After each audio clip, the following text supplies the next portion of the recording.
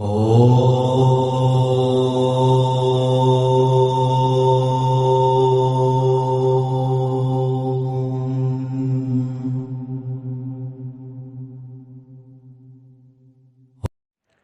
ओम सबको सादर नमस्ते जी। अब हमारा सांख्य दर्शन का पंचम अध्याय का सूत्र 44 आरंभ होता है। इसका सूत्र है योग्य अयोग्येषु प्रतीति जनकत्वात् तत्सिद्धि। ये सूत्र 44 है। अब इसका अर्थ देखते हैं। तो सूत्रार्थ में कहा, इंद्रियों के द्वारा ग्रहण करने योग्य व न ग्रहण करने योग्य अर्थों की अनुभूति कराने वाला होने से वैदिक शब्दों के व्युत्पत्ति की सिद्धि होती है। ये हो गया सूत्र 44 का अर्थ।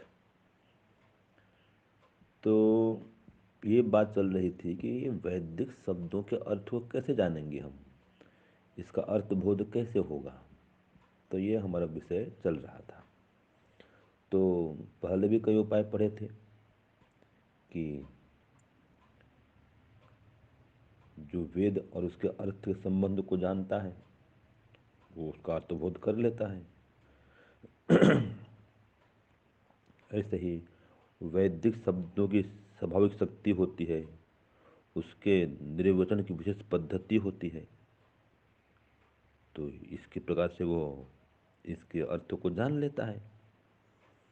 तो अभी एक बात और आई कि जो ये इंद्रियों के द्वारा ग्रहण करने योग्य अर्थ है अथवा जो इंद्रियों से ग्रहण करने योग्य अर्थ नहीं है, उन दोनों की अनुभूति कराने वाले होते हैं।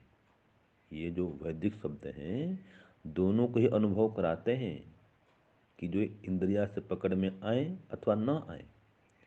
जिनको इंद्रियों से नहीं जानते हैं वे भी वैदिक शब्दों से बोध होती हैं। जैसे कि परमात्मा, जीवात्मा।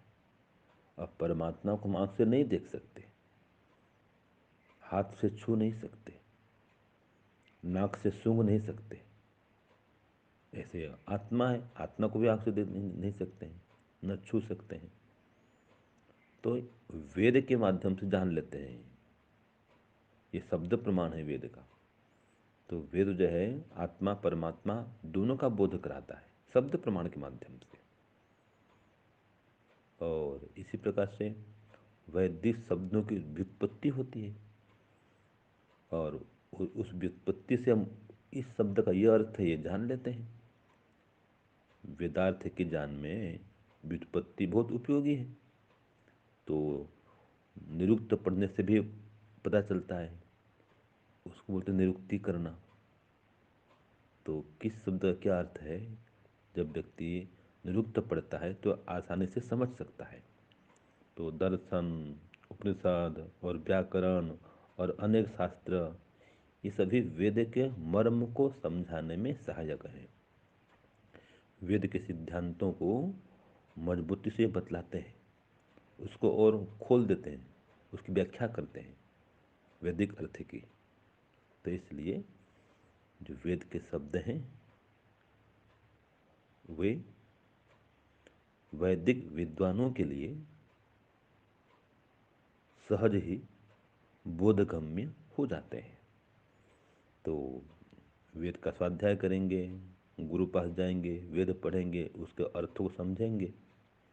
तो वेद में ये शक्ति है, वेद के शब्द में ये शक्ति है कि जिनको हम आँख से नहीं देख सकते हैं उसके विषय में भी हमको वेद बतला देते हैं। खास करके आत्मा, परमात्मा और जो मूल प्रकृति है उसके विषय में वेद जानकारी देता है।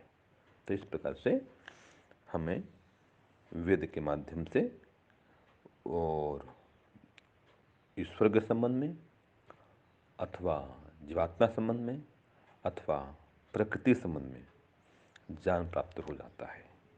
ओम शांति ओम शम।